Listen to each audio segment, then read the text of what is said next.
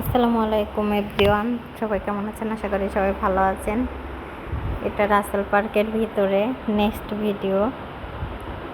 এই যে আদিবা মন খারাপ করে বসে আছে, সব রাইডেই সবাই উঠে গেছে, ও কোনোটা খালি পাচ্ছে না, সেজন্য মন খারাপ। আবার ঘুরে ফিরে এসে এখানেই বসবে ওর বাবার সাথে। ওর বাবা এক পাশে, ও এক পাশে।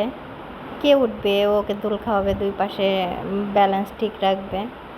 তারপরে এখানে উঠাই দিছি। এই ট্রেনে উঠতে উঠতে আমাদের আর বিরক্ত লাগে, বোরিং লাগে। ওর লাগে না, ও বারবার এগুলোতে উঠবে, সেই জন্য ওকে একা একা উঠাই দিয়ে দুইজন দুই পাশে বসেছিলাম। আবার এই রাইডে উঠবে, সেজন্য ওর বাবা কোনো বাচ্চাদের সাথে ওকে উঠতে দেয় নাই, ওকে একাই উঠতে দিছে। জানে যে এরকম করে লাফালাফি করতে ছোটো ইয়ের মধ্যে মেয়ে ব্যথা পাবে, এটা ভেবে একসাথে কয়েকজনে উঠায়। সে টাকা ওর বাবা নিজেই দিয়ে একসাথে একা উঠাইয়ে দিছে। তো সব জায়গায় সে তার মেয়ের সেফটিটাই বেশি দেখে, কারণ বাচ্চা কাচ্চা 4-5টা যখন একসাথে এরকম লাফালাফি করবে, কি কার মাথার সাথে কার হাতের সাথে এরকম লেগে যাবে, ব্যথা পাবে, এটা ভেবে তার মেয়েকে একাই উঠাই দিছে। শুধু এই জায়গায় না, সব জায়গায় সেরকমই করে। মেয়েকে মানে কীভাবে আগলে রাখলে সবচেয়ে বেস্টটা হবে, সে সবসময় এটাই ভাবে। টাকা কোনো বিষয় না তার কাছে। প্রত্যেকটা বাবার কাছেই তার মেয়ে রাজকন্যা, তার কাছেও তাই।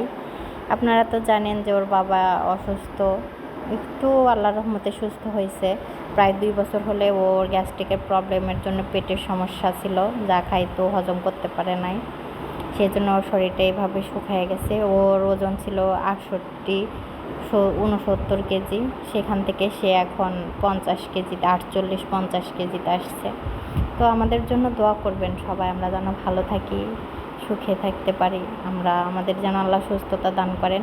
মেয়ের জন্য মানুষ সবভাবেই চলাফেরা করে। ওর বাবা কিন্তু আমাকে কখনো বোরখা ছাড়া, হিজাব ছাড়া কোথাও নিয়ে যায় না, আর আমরাও এটাতে কমফর্ট ফিল করি না। আমাদের পরিবারের সবাই হিজাব পরেই আমার আম্মু, আমরা যেখানেই যাই বোরখা পরি, হিজাব পরি, করার চেষ্টা করি।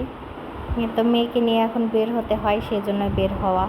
তারপরে এই রাইডটা উঠছিলাম, রাইডে উঠে ভালোই লাগছিল। আমি নাগরদোলাতেও আদিবা উঠতে চাইছিলাম, বলছিলাম যে না, আমাকে 1000 টাকা দিলেও আমি নাগরদোলাতে উঠবো না। তারপরে এই রাইডে উঠে দেখেন ওর বাবা ভিডিও করতেছিল, কত সুন্দর দেখাচ্ছিল নদী, এই পাশে গাছপালা, এই পাশে শহর, আসলে অনেক ভালো লাগতেছিল। এই রাইডটা অনেক আস্তে আস্তে ঘোরে, কোনো সমস্যা নাই, খুবই ভালো লাগে, অতটা বোঝাও যায় না। আর নাগরদোলাতে উঠলে যেরকম বুকটা ভয়ে কেঁপে ওঠে নিচে নামার দিকে, এরকম না। সবাই ভালো থাকবে।